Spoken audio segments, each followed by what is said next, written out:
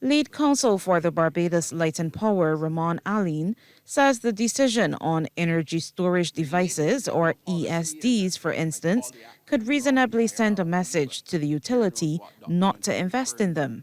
According to him, this could impact government's energy policy of becoming a 100% renewable energy and carbon neutral island state by 2030.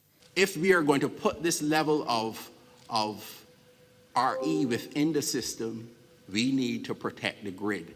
If we don't protect the grid, that impacts customers. That means they have outages. That means they have an unreliable service. If you send a message, do not invest in ESD, and the consequences is that government stated BNet policy is undermined. The consequence is that grid stability is undermined.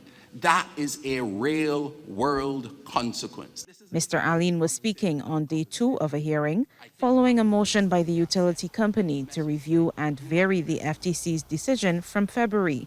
He suggested this was an opportunity for the Commission to correct what it did not get right. But intervener Tricia Watson took issue with this. Council is, in this argument, seeking to introduce evidence, seeking to re-argue the case, new concepts that he's introducing into an evidentiary process that has been completed, an application process that has been completed, and the applicant has had 2 years to put these arguments before the Commission. And I would ask the panel to direct counsel not to attempt to give evidence on behalf of the applicant. He's done this several times during this process, and he needs to be stopped.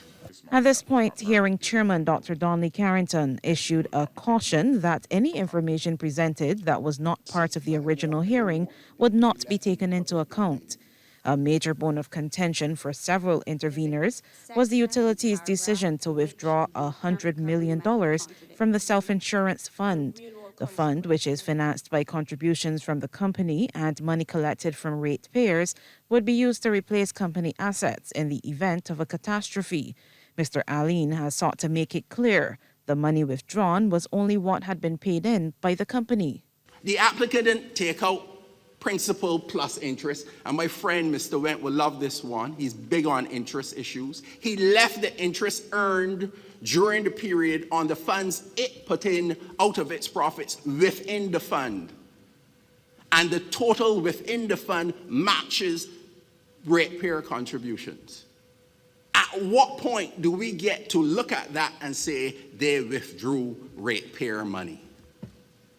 It is inappropriate and wrong for the Commission to ignore the manner of creation and the funding of the SIF up to the year 2010, and it's nowhere addressed in the decision. The hearing was adjourned a day earlier than scheduled. Dr. Carrington says the Commission will now consider the information before it and issue a decision. Sharika Griffith, CBC News.